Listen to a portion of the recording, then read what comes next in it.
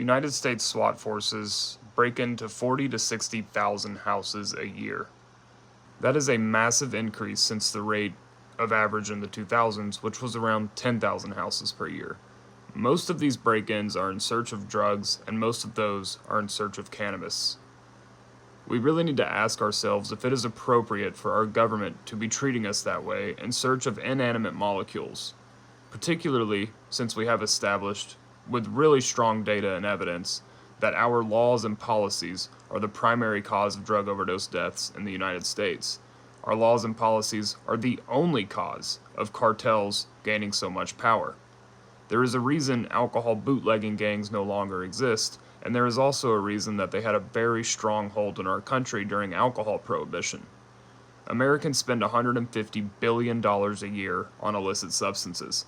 All of that money is going to organized criminal organizations. It is no wonder why they are so powerful.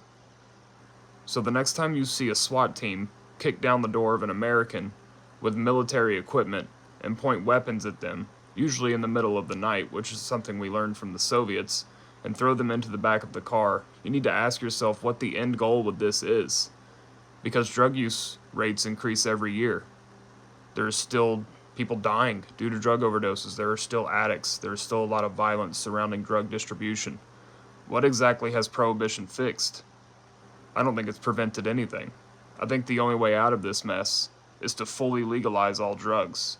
And what I mean by that is that we should allow adults to have legal access to regulated drug markets like we do with alcohol and tobacco. During alcohol prohibition, people used to get blinded by poorly made alcohol all of the time. This was partially due to our government poisoning industrial alcohol supplies so people couldn't make moonshine with it without going blind, but it was also because people didn't know how to make alcohol and there was no regulatory oversight making sure that quality control standards were being met. That is happening today as well, except the drugs that are being contaminated right now are lethal. Fentanyl has a much lower average lethal dose than that of heroin. If someone thinks they're taking heroin but they're taking fentanyl, the chances of them dying are extremely high.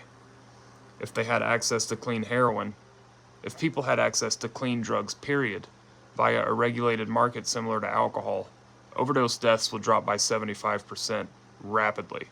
We would rapidly take power out of the hands of violent criminal organizations like cartels and put that power and money in the hands of Americans. That is the only way we can fix the issue we have created. SWAT raids will help nothing.